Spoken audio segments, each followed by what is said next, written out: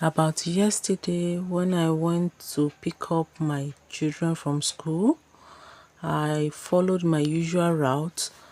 So on my way going, I met some of our classmates, my first daughter's classmates. They were coming back from school. It was very, very hot in the afternoon.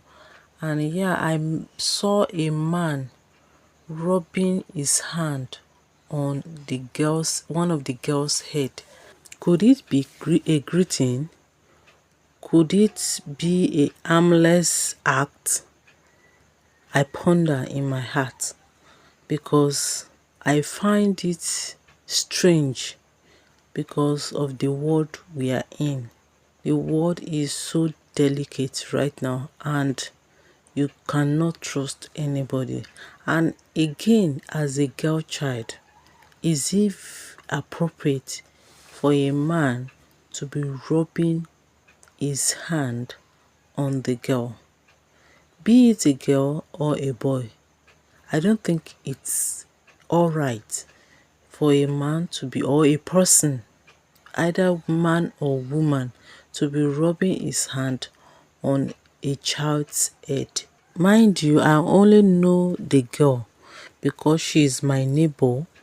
Their house is 3 houses to my house, so I know her very well, but the man in question I do not know. So when I saw the act, I could not hold it. I had goosebumps all over my body because it's strange. Probably because of my upbringing or because of the way things are in this world. I don't know, but I found it strange. I found it very, very strange. So I couldn't hold it in and I couldn't interfere in their greetings and their activities. So I allowed the man to leave before I approached the girl in question. So when I got closer to the girl, I asked her, "Are you okay?" She said yes, she's fine. I further asked the girl what relationship did they have because I was wondering what relationship they had to warrant the man to rub his hand all over her head.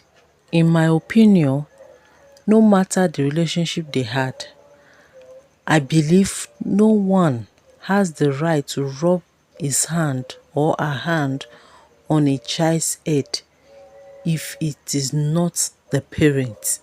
But still, I still ask the girl in question the same question. I want to know the relationship they had to have warrant the man to rub his hand all over the girl's head.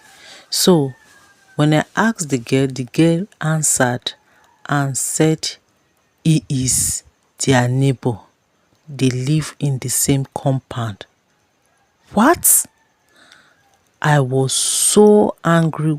As angry as I was, I have to calm down to address this issue properly as an adult. So I told the children that they should never ever allow anyone to touch them on their head or any part of their body. That if they even try to, they should scream and shout or run away. And again, they should inform their parents or their teacher. Then I discharged the children. They went their way while I proceed on my way to pick up my children in school. So when I pick up my children from school, I have to give them the stern warning not to allow anyone to touch their head or any part of their body, that it is not appropriate, that if anyone tried or attempts to do that, they should run away or report immediately to me or their teacher.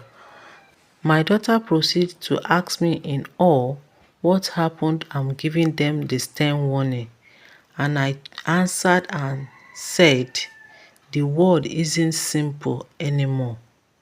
You hear the stories, you see how quickly it was nothing becomes I wish I had said something. I didn't confront the man in question. I didn't want to make a scene and embarrass the girl either. So I gave the girl a stern warning and my daughter the stern warning too.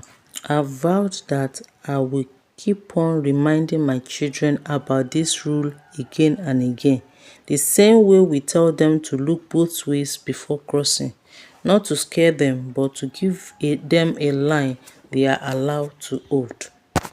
The world is delicate now. Evil doesn't always come with a warning. Sometimes it comes smiling, living 3 houses down, carrying the weight of we've known each other for years. And if I have to be a parent who sounds paranoid to keep my kids and someone else's kids safe, then so be it. I'd rather explain why I was careful than explain why I was silent. So besties, tell me, did I did well in cautioning the girls or I did wrong? Let me know in the comment section. But the truth is, I cannot keep quiet in that kind of situation because this world is not what it was before. God help us. It's becoming dangerous and delicate every single day.